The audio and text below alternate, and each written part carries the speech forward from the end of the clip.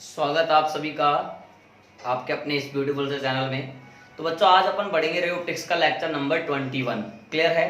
और आज अपन इसमें एक छोटा सा टॉपिक पहले स्टार्टिंग में लेंगे जो है ब्रूस्टर एंगल।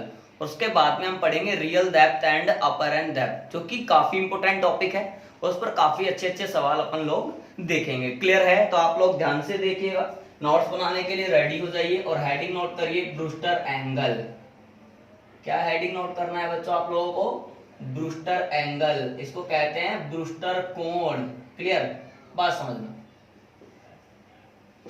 देखो बच्चों, अगर किसी सरफेस से लाइट रे का रिफ्लेक्शन एंड रिफ्रैक्शन, क्लियर, ये ऐसी सरफेस है जो किन्हीं दो मीडियम्स को सेपरेट करती है। क्लियर है। और इस सरफेस से अगर लाइट रे का रिफ्लेक्शन भी हो और रिफ्रैक्शन भी हो, एंड रिफ्लेक्टेड रे और रिफ्रैक्टेड रे दोनों आपस में परपेंडिकुलरली हो, then we can say that incidence angle is known as Brewster angle. तो पहले मैं डेफिनेशन नोट कर रहा हूं, फिर आपको डायग्राम से भी समझा दूंगा। तो देखना, व्हेन रिफ्लेक्टेड रे, समझना, and refracted ray are perpendicular to each other,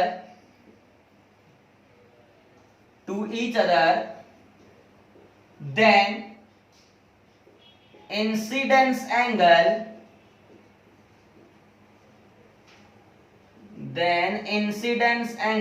is known as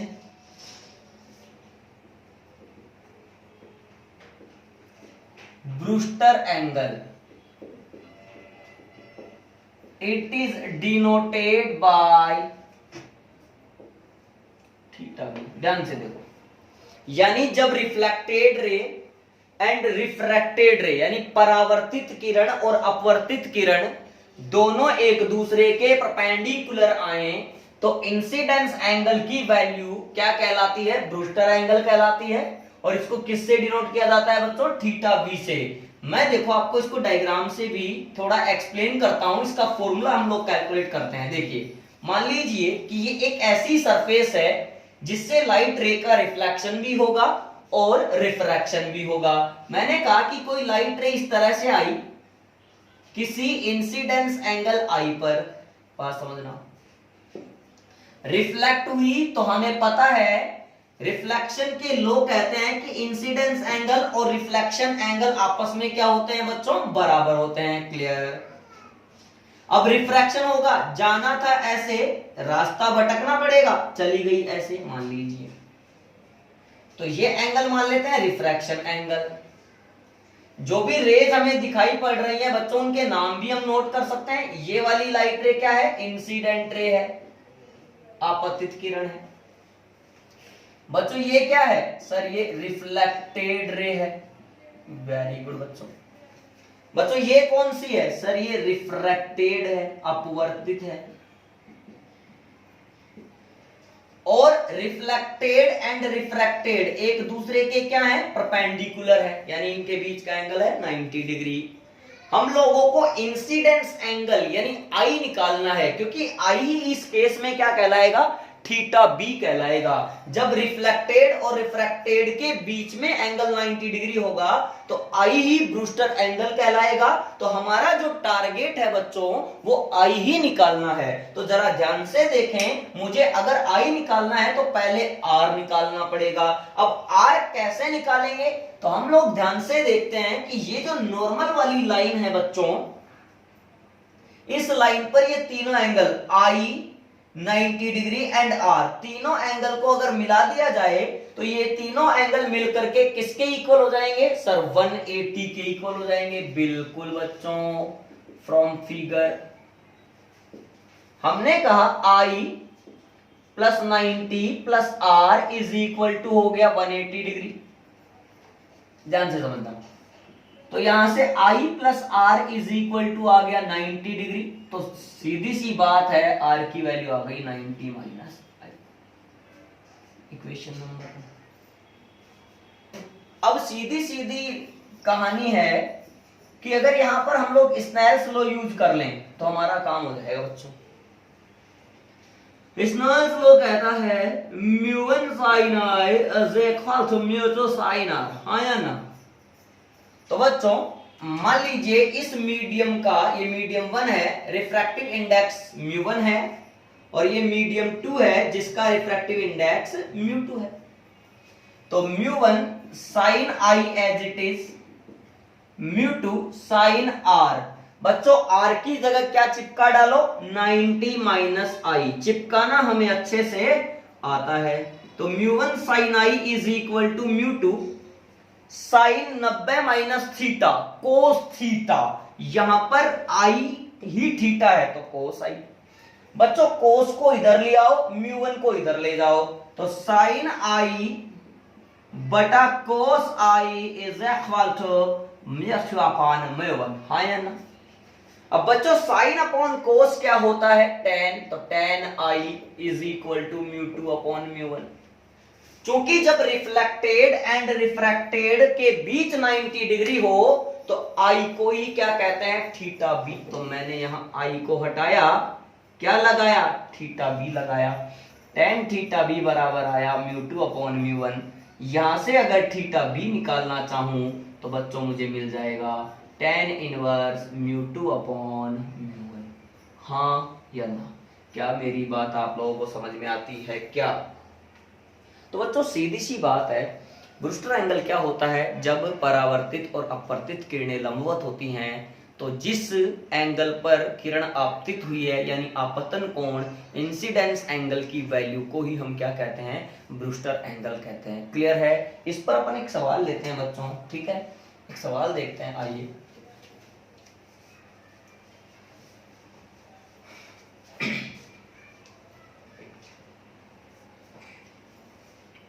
हमने कहा कि ये कोई सरफेस है जिससे रिफ्लेक्शन भी होगा और रिफ्रैक्शन भी होगा, सीधी सी बात है। रिफ्रैक्शन का मतलब रास्ता भटकना, भटक गई, ठीक है। मान लीजिए ये बोल रहा है कि 60 डिग्री पर ये लाइट रे इंसिडेंट होती है तो रिफ्लेक्शन एंगल अपने आप ही 60 डिग्री है।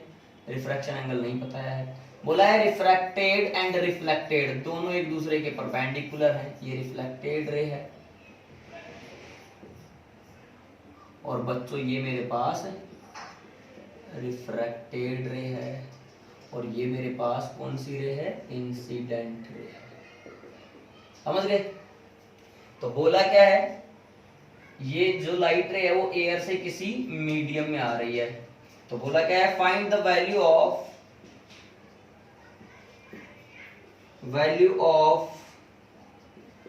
Refractive index of medium. हम लोगों को बोला है कि अगर ऐसी कहानी है, कोई लाइट रे जो है वो 60 डिग्री के एंगल पर इंसिडेंट होती है और उस लाइट रे का रिफ्लेक्शन भी होता है और रिफ्रैक्शन भी होता है।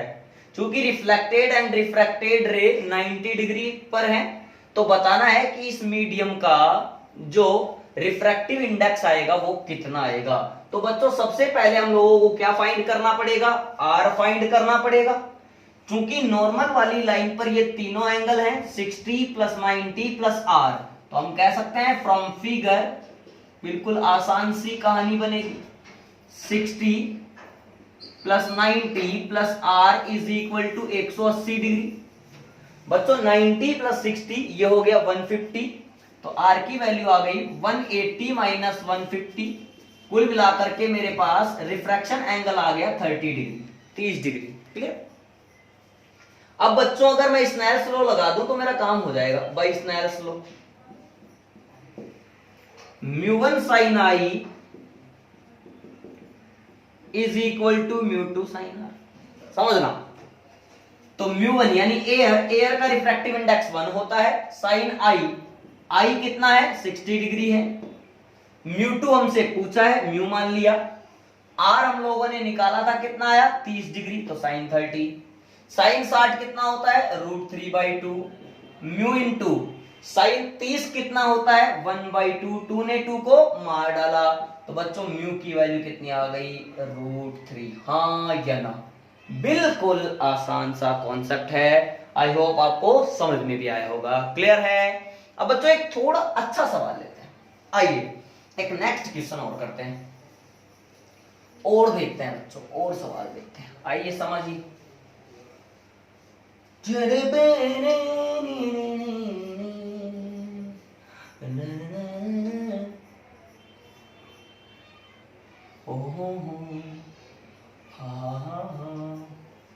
बोल रहा है कि ये चार मीडियम इस तरह से, माना कि ये मीडियम है जिसका रिफ्रैक्टिव इंडेक्स है म्यू नॉट, ये वाला मीडियम।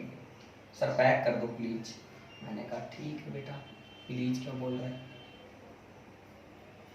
और ऊपर बनाओगे क्या? ये लो, बस बहुत है यार, और देख लेंगे। ये रिफ्रैक्टिव इंडेक्स है जिसका, सॉरी ये मीडियम है जिसका रिफ्रैक्टिव इंडेक्स है म्यू नॉट। ये मीडियम है जिसका रिफ्रैक्टिव इंडेक्स है म्यू नॉट बाई 2। ये मीडियम है जिसका रिफ्रैक्टिव इंडेक्स है म्यू नॉट बाई 6। ऐसे ही एक और है जिसका रिफ्रैक्टिव इंडेक्स है म्यू नॉट बाई 8। ठीक है, बोलता है कि if light ray is incident on first medium, ये पहला मीडियम है पूरा, पहले मीडियम पर इंसिडेंट होती है किसी एंगल पर आई पर, and it emerge parallel to the last medium, this medium is last medium. Clear? तो ध्यान से समझना, मैं लैंग्वेज भी लिख दूंगा। देखो अब हम लोगों को पहले दिमाग ये लगाना है, हालांकि क्वेश्चन में अगर डायग्राम देता है तो वो बोल देगा, और अगर आपको थ्योरी बोलेगा तो समझना ये फिर। सर ये म्यू नॉट वाला यानी इस मीडियम का रिफ्रैक्टिव इंडेक्स म्यू नॉट है और इसका म्यू नॉट बाई 2 है, यानी यहाँ का रिफ्रैक्टिव इंडेक्स ज्यादा है और यहाँ का रिफ्रैक्टिव इंडेक्स कम है। तो इसका मतलब ये मीडियम रेयरर मीडियम हो गया और ये मीडियम डेंसर मीडियम हो गया। तो लाइट रे को कहां से कहां जाना है? अब बताओ सर, डेंसर से रेयरर में जाना है, तो वो नॉर्मल से दूर हटेगी कि पास आएगी? दूर हटेगी, यानी डेंसर से अगर रेयरर में जाएगी तो दूर हटेगी, तो दूर हटा देते हैं। जाना था ऐसे, चली गई ऐसे। बात समझना, बात समझना। वापस से नॉर्मल बनाया बच्चों। मान लिया कि ये रिफ्रैक्शन एंगल R1 है, चूंकि Z बन रहा है तो Z बनने की वजह से ये भी R1 ही होगा। समझ रहे? ये वैल्यू कितनी होगी? R1 होगी। अब वापस से म्यू नॉट बाई 6 इससे भी कम है, तो वापस से दूर हटेगी। जाना था यूं, लेकिन चली जाएगी कुछ यूं, चली गई। वापस से नॉर्मल बनाया इस मीडियम के लिए, तो ये नॉर्मल जो है, अगर इस एंगल को R2 कहूं बच्चों तो Z बनने की वजह से ये भी R2 है। अब बोल रहा है it emerge parallel to the last medium, तो लास्ट मीडियम के पैरेलल निकलने वाली है। अब आगे रिफ्रैक्शन नहीं होगा बच्चों, सीधी निकल गई पैरेलल, हाँ या ना, इस तरह से इस मीडियम के क्या निकल गई? ये पैरेलल निकल गई। बात समझ में आ रही है क्या मेरी आप लोगों को? क्लियर है? तो ध्यान से देखना, अब मेरी बात तुम लोग क्लियर से समझने की कोशिश करना बच्चों, मैं क्या कहना चाह रहा हूं। देखो मैं यहां पर पहले लैंग्वेज लिख देता हूं बच्चों, क्वेश्चन की लैंग्वेज क्या है वो भी लिख लेते हैं। क्वेश्चन में बोल रहा है light ray is incident at first medium and it emerges parallel to the last medium, then find value of incidence angle। अगर ये बात है तो हम लोगों को क्या बताना है? इंसिडेंस एंगल की वैल्यू। बच्चों ध्यान से देखो, यहां पर कुल मिलाकर के रिफ्रैक्शन की कहानी है, और रिफ्रैक्शन के लिए रामबाण टॉनिक है स्नेल्स लॉ, तो यहां पे भी यूज किया जा सकता है स्नेल्स लॉ। देखो यहां पर इंसिडेंस एंगल है, रिफ्रैक्टिव इंडेक्स है, इंसिडेंस एंगल है, रिफ्रैक्टिव इंडेक्स है, रिफ्रैक्शन एंगल भी है। Clear? According to Snell's law हमें पता है कि म्यू यानी रिफ्रैक्टिव इंडेक्स और sine of incidence angle, sine of incidence angle, इन दोनों का जो प्रोडक्ट होता है वो क्या होता है बच्चों? कांस्टेंट होता है। तो फिर अगर मैं हर एक मीडियम के लिए ऐसा यूज करूं तो फिर आंसर आने के पूरे पूरे चांस हैं बाय स्नेल्स लॉ। समझना बच्चों, बात करी पहले मीडियम के लिए तो म्यू नॉट साइन आई पर इंसिडेंट हुआ है तो बराबर होना चाहिए म्यू नॉट बाई 2 इस दूसरे, ये दूसरा मीडियम यहां से यहां तक है ये पूरा, तो दूसरे मीडियम के लिए रिफ्रैक्शन सॉरी इंसिडेंस एंगल कितना ले लेंगे बच्चों R1, तो mu naught sine R1 mu naught by 6 कितने एंगल पर इंसिडेंट हुई R2 पर sign R2 mu naught by 8 अब कितने एंगल पर इंसिडेंट हुई लास्ट वाले मीडियम पर, सर लास्ट वाले मीडियम पर 90 डिग्री पर, यानी कहने का मतलब अगर इस तरह से निकल गई है तो नॉर्मल से कितना एंगल बना ली है 90 डिग्री का एंगल बना चुकी है, हाँ या ना। अरे बात समझ में आती है क्या बच्चों? इसका मतलब अगर मैं ये वाली टर्म और ये वाली टर्म केवल इन दोनों को ही देख लूं, mu naught sine I is equal to mu naught by 8 sine 90, mu naught से म्यू नॉट कैंसिल हो गया तो sine I is equal to sine 90 की वैल्यू 1 हो गई तो आंसर इधर हो गया 1/8। तो कुल मिलाकर के अगर मुझे आई फाइंड करना है तो आई मेरे पास आएगा बच्चों साइन इनवर्स 1/8। इस तरह से इस सवाल का भी खात्मा किया जा सकता है। क्या बात समझ में आई क्या बच्चों? इसने बोला कि पहले मीडियम पर इंसिडेंट हुई और लास्ट मीडियम के पैरेलल इमर्ज हो गई, तो बताना है कि वैल्यू ऑफ इंसिडेंस एंगल कितना होगा। अब एक बढ़िया सा सवाल मैं आप लोगों को देता हूं बच्चों, पोज करके आप लोग ट्राई करेंगे, क्लियर है? आप पोज कर लेंगे और पोज करके फिर ट्राई करेंगे, क्लियर है? देखो पोज करना आता है सबको? देखो समझना वापस। सर अगर वैसा ही था तो मिटाया क्यों? अरे बच्चों कोई बात नहीं, कोई बात नहीं, कोई बात नहीं, कोई बात नहीं, ठीक है। बोल रहा है कि ये वही 4 मीडियम है, रिफ्रैक्टिव इंडेक्स इस तरह से है μ1 μ2 μ3 μ4। बोला पहले मीडियम पर लाइट इंसिडेंट हुआ आई एंगल में, समझना। कहानी बनाते रहेंगे, कैसे भी बनाते रहो, कहानी में क्या है, ठीक है। इसको कहा R1 है तो ये R1 है, इसको कहा बच्चों इसको कहा R2 तो ये कहा R2, ठीक है। वापस से अब क्या कहानी है, ये एंगल है E। मैं क्या कह रहा हूं आप लैंग्वेज पहले समझिएगा। इफ लाइट रे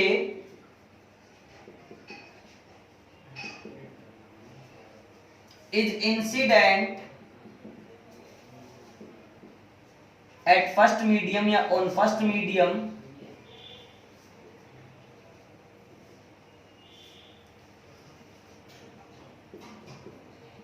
here incident ray and emergent ray are parallel to each other, then find relation between μ1 and μ4। बोला है कि अगर इंसिडेंट रे और जो इमर्जेंट रे है, बात समझो, यानी ये वाली रे और ये वाली रे इस तरह से डायग्राम में दे रखा है सारी कहानी, अगर ये दोनों एक दूसरे के पैरेलल हैं तो बताना है बच्चों कि μ1 और μ4 में क्या रिलेशन होगा। मेरी बात समझो, अगर ये दोनों एक दूसरे के पैरेलल हैं, कौन कौन सी लाइट रे, ये देखो ये इंसिडेंट रे शुरू वाली है ना, मैं लिख नहीं रहा इसका नाम, ये वाली रे और ये वाली रे आपस में क्या है बच्चों, पैरेलल है। तो अगर ये दोनों पैरेलल हैं तो इन दोनों की वजह से जो नॉर्मल के साथ एंगल बनेगा वो बच्चों क्या बनेगा, सेम बनेगा। इसका मतलब यहां पर जो आई और ई की वैल्यू होगी वो क्या होगी बच्चों, सेम होगी। Here I is equal to E होगा, पहली बात।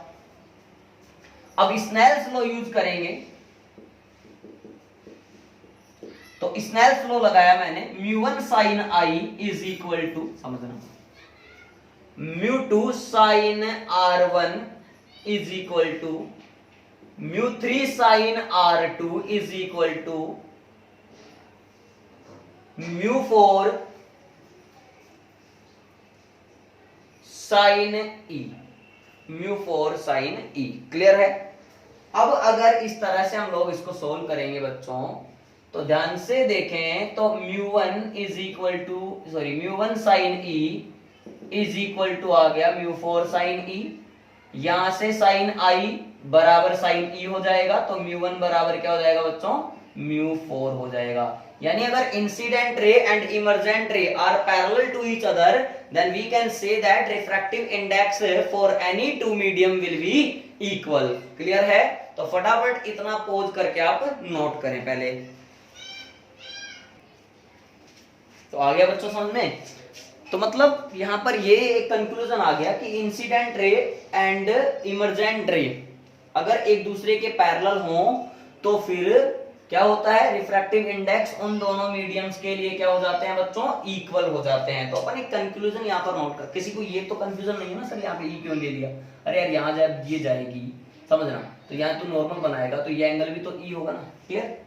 मैं एक कंक्लूजन लिख रहा हूँ बच्चों, तो आप भी उसको नोट कर सकते हैं चाहे। एक निष्कर्ष यहां पर हम लोग नोट कर रहे हैं, फिर अपन आगे बढ़ जाएंगे। कंक्लूजन,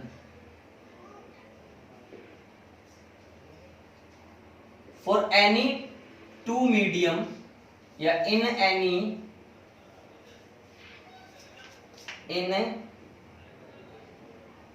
एनी टू मीडियम्स, किन्हीं दो माध्यमों में, सही है, इंसिडेंट रे एंड इमर्जेंट रे are parallel to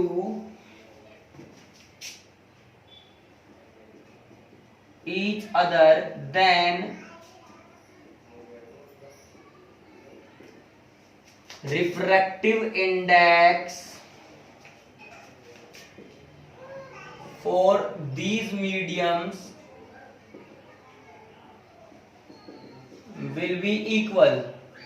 क्या ये रिजल्ट आया हमारे पास भाई? μ1 वाले में और μ4 वाले में जो रेस थी वो आपस में क्या थी? पैरेलल थी, तभी तो μ1 और μ4 क्या आया था? इक्वल आया था। तो इस तरह से आप लोग ये एक कंक्लूजन भी दिमाग में रख सकते हैं। तो बच्चों ये कुछ अपन ने ब्रूस्टर एंगल से रिलेटेड कुछ बातें कर ली और कुछ जनरल क्वेश्चन भी हम लोगों ने देख लिए हैं। क्लियर है? अब हम आगे बढ़ रहे हैं बच्चों, अब हम पढ़ेंगे real depth and apparent depth. क्या होता है ये, इसका क्या मतलब है, ये सारी चीजें। तो real depth and apparent depth, clear? यानी इसको कहेंगे अपन वास्तविक गहराई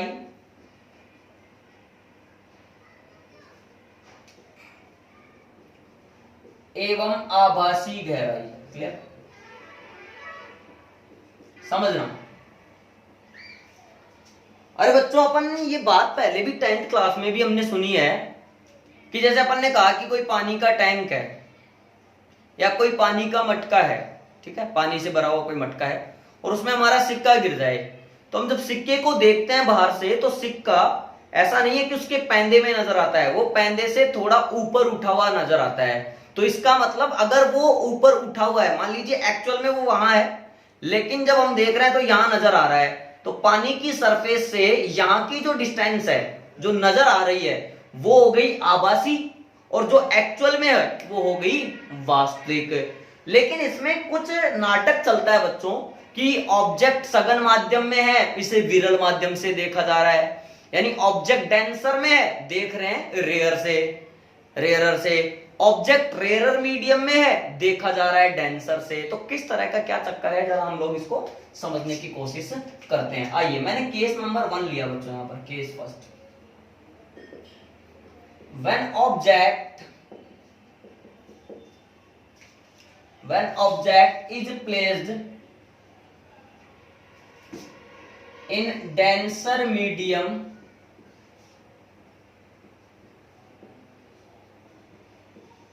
and it is seen from rarer medium. भाई ऑब्जेक्ट जो है वो कहां रखा हुआ है, डेंसर मीडियम में, और कहां से देखा जा रहा है, रेयरर मीडियम से देखा जा रहा है। तो समझना, बात समझते हैं। आइए, हमने कहा कि हमारे पास ये पानी से भरा हुआ कोई बर्तन है, कोई टैंक है, इस तरह से, ठीक है, ये पानी भरा हुआ है इसमें।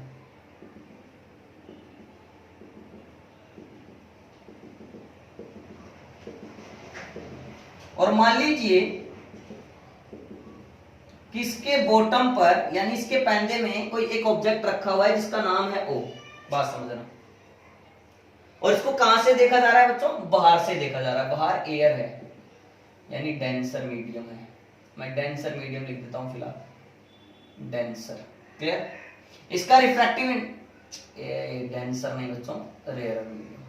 तो रेयरर मीडियम है ना बाहर, इसका रिफ्रैक्टिव इंडेक्स माना μ2 है।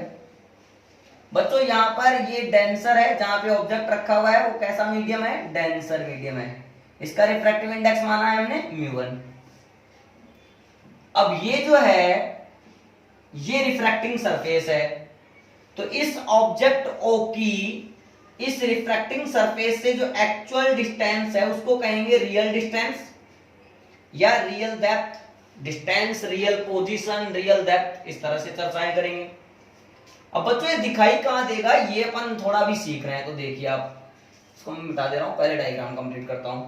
मैंने कहा कि मान लीजिए कि एक लाइट रे जो है वो इस ऑब्जेक्ट से निकलकर इस सरफेस पर परपेंडिकुलरली इंसिडेंट हुई, तो परपेंडिकुलर ही निकलेगी।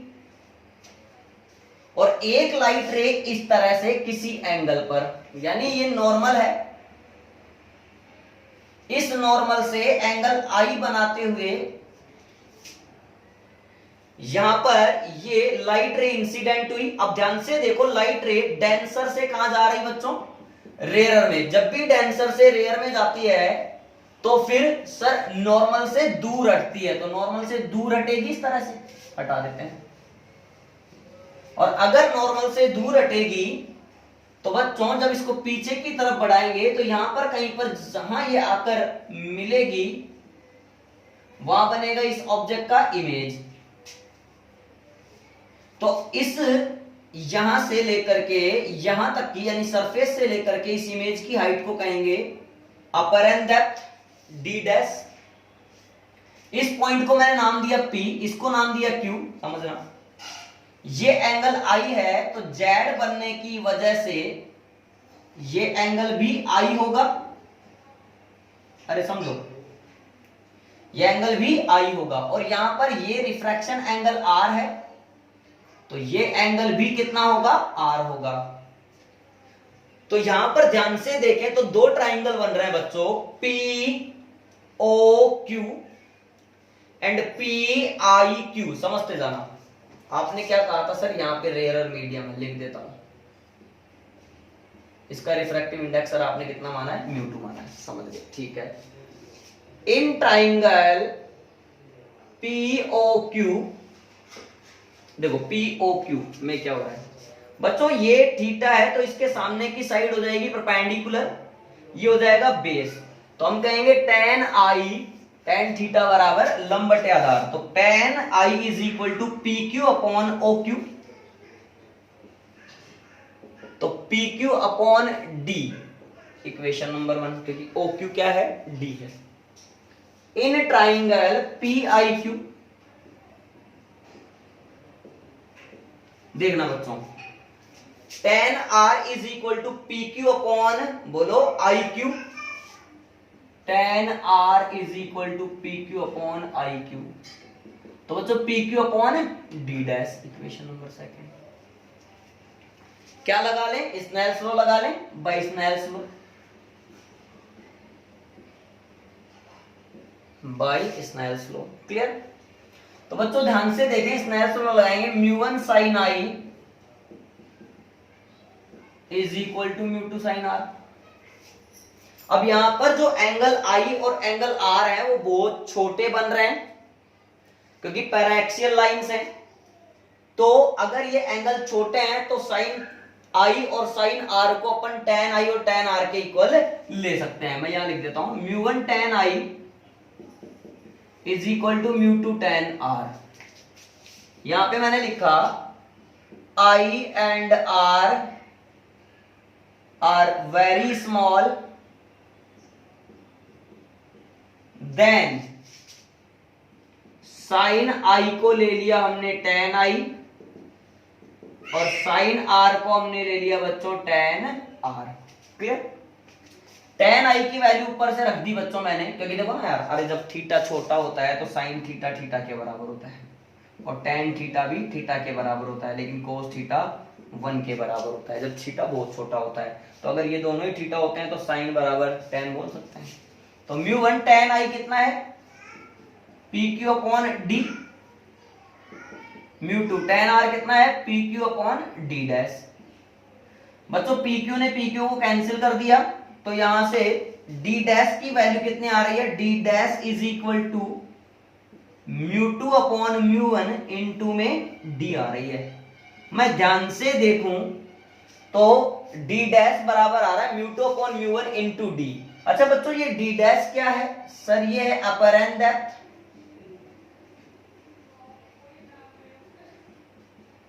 ठीक है।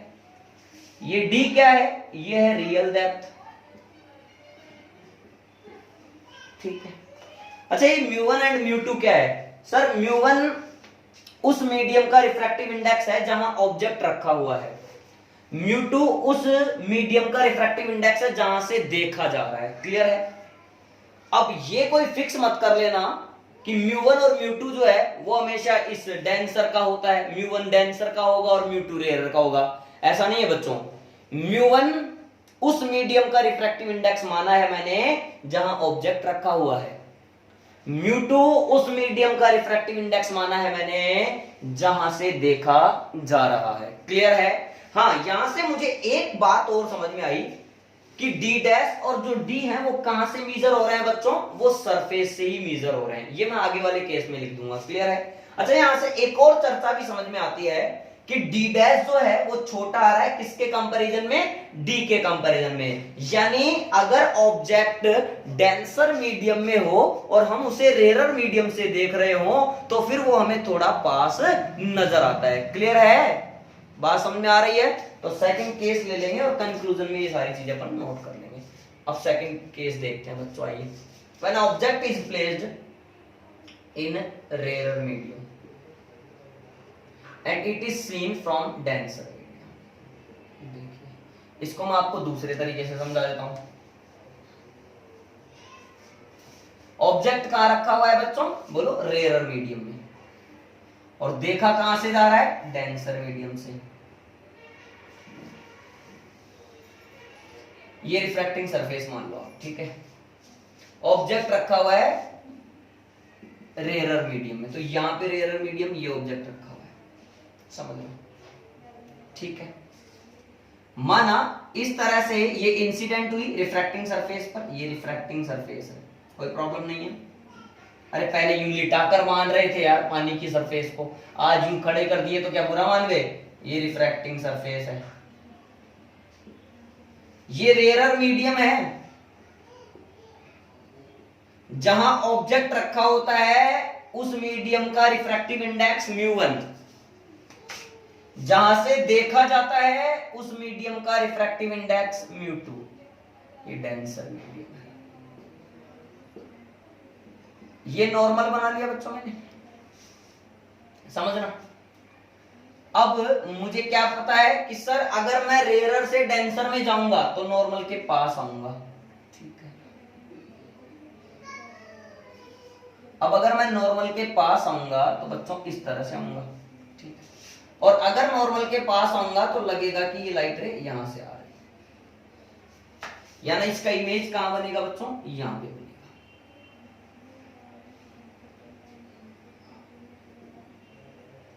यहां बनेगा आई। क्लियर? अगर वही ट्राइंगल की बात करने लग जाएं, इस पॉइंट को P दे दें, इसको Q दे दें, ये एंगल I है पूरा, तो फिर बच्चों ये भी I है, Z बनने की वजह से। समझ रहे हो? ये अगर आर है बच्चों तो ये भी तो आर है। वापस से दो ट्राइंगल बन गए P O Q and P I Q. Clear? Surface से डिस्टेंस मापते हो तो ये डी है और ये डी डैश है। बात समझ में आ रही है क्या? तो tan i is equal to P Q upon O Q, तो पी क्यू अपॉन डी सही। In triangle P I Q P Q upon I Q D dash बिल्कुल करेक्ट। स्नेल्स फ्लो यूज करा बच्चों, क्या लगता है सर फॉर्मूला बिल्कुल as it is same आएगा।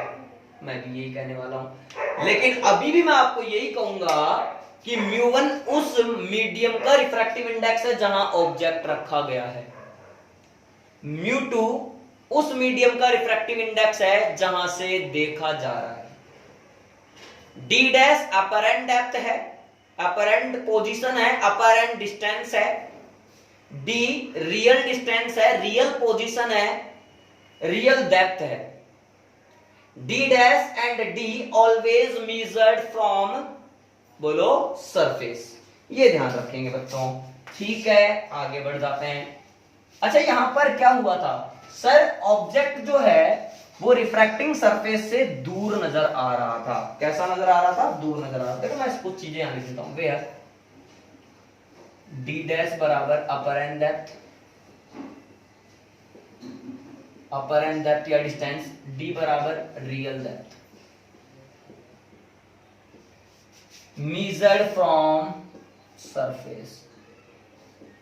यानी कहां से मापी जाती है? हमेशा सरफेस से मापी जाती है। वेलोसिटी ऑफ इमेज भी लिख सकते हैं यहां पर, V I is equal to, इसमें भी वही सीन होगा बच्चों, म्यू2 बटे म्यू1 इंटू वीओ। ये वेलोसिटी ऑफ इमेज हो गया और ये क्या है? वेलोसिटी ऑफ ऑब्जेक्ट हो गया।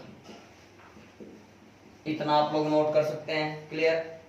मैं एक कंक्लूजन वो लिखना चाह रहा हूं बच्चों। कंक्लूजन क्या है वो देख लो आप।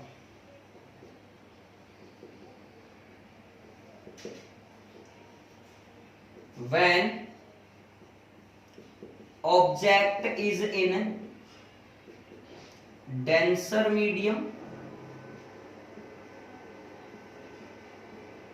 and it is seen from rarer medium,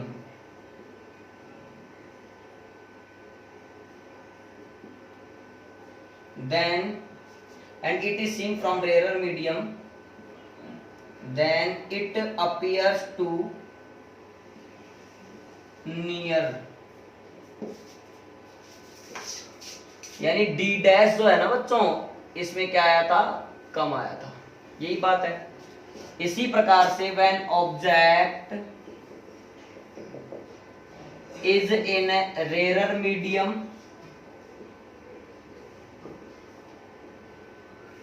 and is seen by, yes, seen from denser medium, then it appears far away, दूर लगती है। क्लियर है?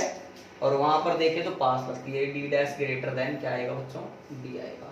क्या मेरी बात आप लोगों को समझ में आ रही है बच्चों? अगर समझ में आ रही है तो आप फटाफट से इतना नोट करें, फिर मैं आपको एक बढ़िया सा सवाल करूंगा। क्लियर है? पॉज करके नोट कर लीजिए। नोट कर लिए बच्चों? तो देखो एक क्वेश्चन देखते हैं अब इस पर। ठीक है, आइए समझना। बहुत बढ़िया कॉन्सेप्ट है बच्चों, आप समझते जाइए। देखिए हमने एक क्वेश्चन बनाया, बोल रहा है कि यहां पर इस तरह से ये पानी है। पानी क्या है बच्चों? पानी। पानी रे पानी, पानी में आग लगा के देखो तो। ठीक है, समझ रहे हो? बोल रहे इस पानी में एक मछली है, मछली जल की रानी है और जीवन उसका पानी है। फिश क्या है? मछली। बोला है इस, ये जो पानी की सरफेस है, वाटर सरफेस, वाटर सरफेस से y गहराई पर, कितनी गहराई पर बच्चों, y गहराई पर मछली है, और इससे x ऊंचाई पर, कितनी ऊंचाई पर बच्चों, x ऊंचाई पर एक पंछी है, पंछी राजा। कौन है बच्चों, पंछी, यानी बर्ड, पक्षी है। अच्छा ये जो है ये बाहर है, तो ये एयर, यानी यहाँ का रिफ्रैक्टिव इंडेक्स कितना है, 1 है, और ये वाटर है बच्चों, तो इसका रिफ्रैक्टिव इंडेक्स हम लोगों को पता होता है कितना है, 4/3 है। बात समझ। अब बात यह है कि मछली इस पंछी राजा को देख रही और पंछी राजा इस मछली को देख रहे, तो हमसे क्या पूछा है, फाइंड, पहला प्रश्न, अपरेंट पोजीशन ऑफ बर्ड यानी पक्षी एज सीन बाय फिश, यानी फिश को जो दिख रही पंछी की अपरेंट स्थिति वो हम लोगों को निकालनी है। इसी प्रकार apparent position of fish as seen by bird, यानी पंछी ने जो फिश को देखा है तो उसको कैसा लगा है। सॉल्यूशन, पहला प्रश्न, position of bird, distance of पंछी B, with respect to fish या as seen by fish D भी है, ये निकालना है, ध्यान से देखना। चिड़िया की स्थिति चाहिए बच्चों, किसकी चाहिए, चिड़िया की, किसके रेस्पेक्ट में, फिश के रेस्पेक्ट में चाहिए, तो ठीक है, तो फिश इसको देख रही तो ये ऑब्जेक्ट रहा, तो ऑब्जेक्ट की इस सरफेस से रियल डेप्थ कितना है, x है, बात समझना, कितना है बच्चों, x है या y है, देखो x है या y है। अच्छा कौन देख रहा, apparent position of bird as seen by fish, तो फिश देख रही, तो फिश को कितना लगेगा बच्चों, फिश को कैसा लगेगा,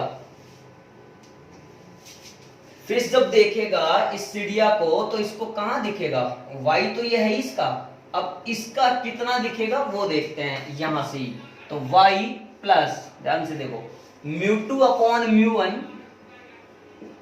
इनटू x, क्योंकि रियल तो x ही है, ऐसे निकालना पड़ेगा, dvf is equal to y plus, ध्यान से देखो, अब μ1 वो होता है जहां ऑब्जेक्ट रखा हुआ है, तो ऑब्जेक्ट कौन है, पक्षी है, तो इसका μ1 यानी 1 हो गया, तो नीचे आएगा 1, और जहां से देख रहे हैं वो है μ2, तो ऊपर आएगा 4/3 इनटू x, तो dvf आ गया y प्लस 4/3x, हाँ या ना, तो पक्षी की जो स्थिति है फिश को लगेगा y प्लस 4/3x, क्लियर। इसी तरह से हमसे पूछा है D of fish as seen by bird, fish की चाहिए बच्चों, तो y तो रियल है, देखते हैं अभी, x प्लस, अब μ2 अपॉन μ1, तो μ2 अपॉन μ1, μ2 कौन होता है, जहां से देखा जाता है, तो किसकी चाहिए, फिश की चाहिए, ऑब्जेक्ट कौन हो गया, फिश हो गया, देखा कहां से जा रहा है, एयर से, तो एयर से देखा जा रहा है, तो 1 का आएगा ऊपर μ2, और 4/3 का आएगा नीचे इनटू y, तो df भी कितना आ गया बच्चों, x प्लस 3/4 इनटू y। क्या मेरी बात आप लोगों को समझ में आ गई क्या, बिल्कुल आसान सी प्रोफाइल है बच्चों, कर सकते हैं, लेकिन इस पर काफी सवाल इस तरह के पूछे जाते हैं, नोट करें आप पॉज करके फटाफट। आ गया समझ बच्चों, तो देखिए अब नेक्स्ट क्वेश्चन और देखते हैं मछली का ना। अच्छा आईआईटी में आया क्वेश्चन देखते हैं, समझते चलिएगा। ओके बच्चों, तो देखिए नेक्स्ट क्वेश्चन है, बोल रहा है एन ऑब्जेक्ट, देखिए आईआईटी में पूछा गया सवाल है, कर पाएंगे आप लोग, पॉज करके ट्राई करिएगा। An object is dropped an object is dropped from a height of 20 meter from the plane surface of water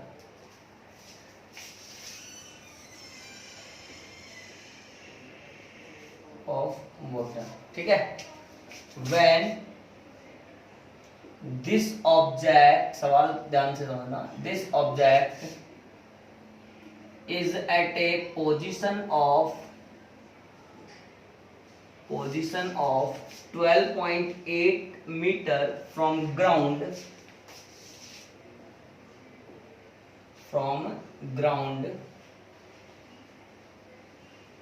then find velocity of image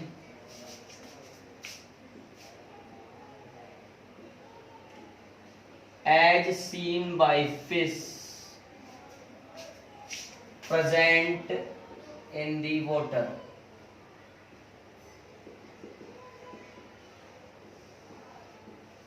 देखो समझो क्या बोला है. बोल रहा है कि एक वस्तु को, एक ऑब्जेक्ट को 20 मीटर पानी की सरफेस से 20 मीटर हाइट से नीचे की तरफ गिराया जाता है. When this object is at a position of 12.8 metre from ground, जब यह ग्राउंड से 12.8 मीटर की दूरी पर होता है, तो वेलोसिटी ऑफ इमेज बताइए जो फिश ने देखा. फिश कहाँ है बच्चों? पानी के अंदर है. क्लियर? बात समझना. तो velocity of image is equal to μ2 upon μ1 into velocity of object. बिल्कुल बेसिक सी चर्चा. अब हम लोगों को यहां पर जो वेलोसिटी ऑफ ऑब्जेक्ट है पहले वो फाइंड करना पड़ेगा. तो v स्क्वायर बराबर u square plus 2gh. u 0 है तो 2gh. अब बच्चों 2 इंटू जी बोले तो 10. अब h ध्यान से देखें तो अगर वस्तु जो है वो ग्राउंड से 12.8 है तो पानी की सरफेस से कितना बचा बच्चों? 7.2 मीटर. इसका मतलब यहां पर जो h लेना पड़ेगा वो कितना लेना पड़ेगा? 7.2. तो v नॉट कितना आ जाएगा? यह आ जाएगा 7.2 इंटू 2, ये हो जाएगा 14.4 इंटू 10, यानी vo हो गया मेरे पास अंडर रूट में 144. तो वेलोसिटी ऑफ ऑब्जेक्ट कितना आ रहा है? 12 मीटर पर सेकंड. क्लियर? दोबारा से देखते हैं from equation 1. Velocity of image μ2 जहां से देखा जाता है. मछली देख रही है, मछली जल की रानी है तो पानी में है वो. 4/3 अपॉन 1 इंटू में 12. सोल्व करते हैं बच्चों. v of image is equal to 4/3 into 12. 3 चौके 12 और 4 इंटू 4 कितना होता है? 16. आंसर आएगा 16 मीटर पर सेकंड. क्लियर? इस तरह से ये क्वेश्चन भी निपटाया जा सकता है. और देखते हैं बच्चों, आइए और समझते हैं क्वेश्चन. नेक्स्ट क्वेश्चन करते हैं.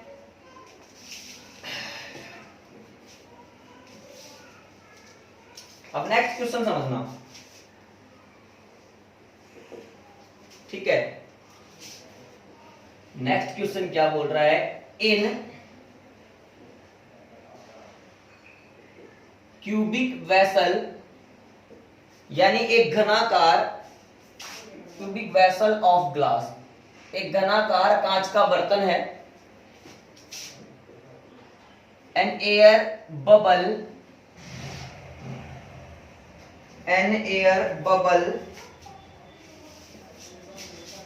appears,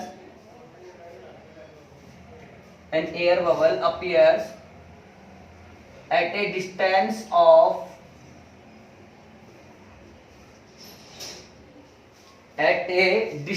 of 6 centimeter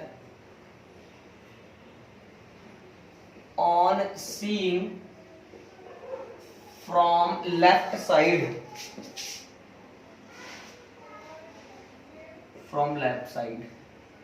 and it appears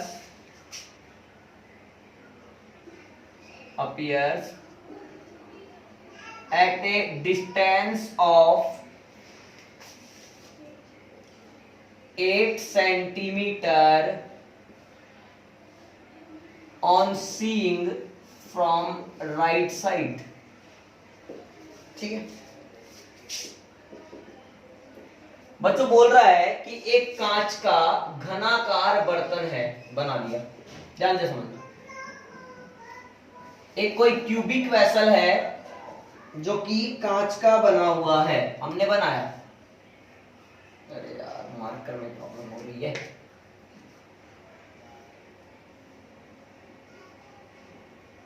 ठीक है, अब पूछा क्या है वो तो लिखा ही नहीं अपन ने। Find length of side of cube. इस क्यूब की साइड की लेंथ चाहिए। ठीक है, माना कि वो ए है, तो ए फाइंड करना है कुल मिलाकर। ये एयर बबल है, बोल दिया बच्चों ये एयर बबल है, वायु का बुलबुला। ये क्यूबिक वेसल ऑफ ग्लास है, तो ग्लास लिख दिया। ग्लास का म्यू होता है 3/2, कोई दिक्कत नहीं है बच्चों। ये लेफ्ट साइड है, तो जब लेफ्ट साइड से देख रहे हैं तो डी डैश कितना नजर आ रहा है, 6 सेंटीमीटर। जबकि एक्चुअल में डिस्टेंस मान लेते हैं x है, तो ये कितना है, a माइनस एक्स है, तो d कितना है बच्चों, x।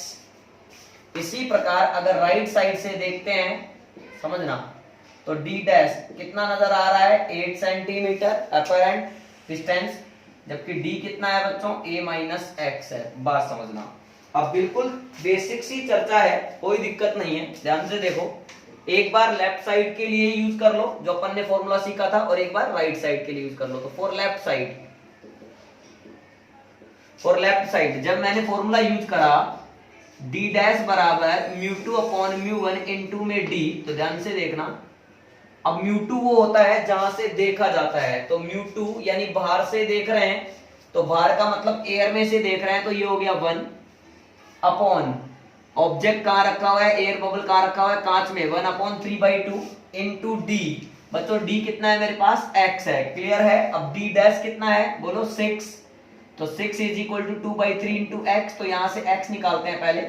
6 इंटू 3 18/2, यानी ये आ गया मेरे पास 9 सेंटीमीटर। Clear, okay.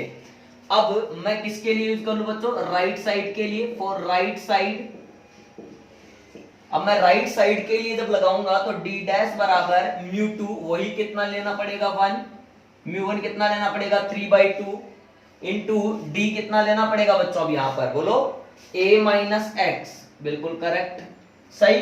अब डी डैश कितना है, यहां पर 8 है, ये हो गया 2/3। a हम लोगों को फाइंड करना है, x कितना आया था 9, उठा के पटक दिया। बच्चों सोल्व कर लेते हैं थोड़ा। जब इसको सोल्व करेंगे तो ये 3 8 24/2 is equal to a minus 9, ये हो गया बच्चों 12।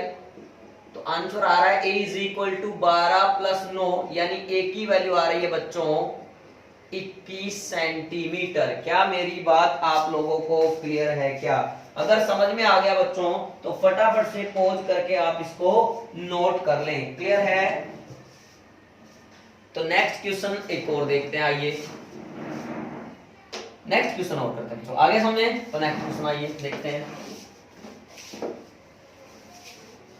और देखते हैं बच्चों सवाल।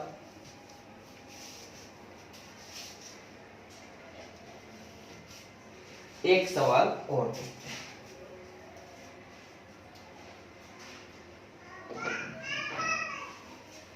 ठीक है, बोल रहा है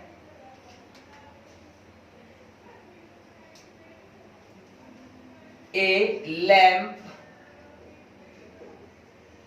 is at a height of 12 centimeter from water surface,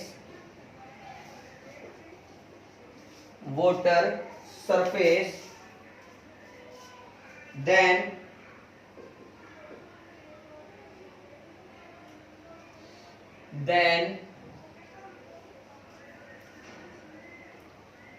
या फिर ऐसे लिख लो, if image of lamp due to reflection and image of bottom of vessel, जिसमें पानी भरा हुआ है ना, उस बर्तन की बात चल रही है, and image of bottom of vessel due to refraction, इसका इमेज बना रिफ्रैक्शन की वजह से, आर एट सेम पोजीशन,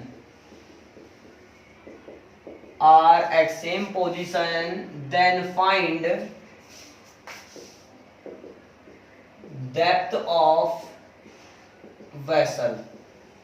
तो हम लोगों को पूछा है तो बर्तन की गहराई बताइए। तो बच्चों हम लोगों से बर्तन की गहराई पूछी है। देखिए आप इस सवाल को कैसे करेंगे समझना। माना कि ये कोई बर्तन है, मान लीजिए ये बर्तन है जिसमें पानी इस तरह से भरा हुआ है,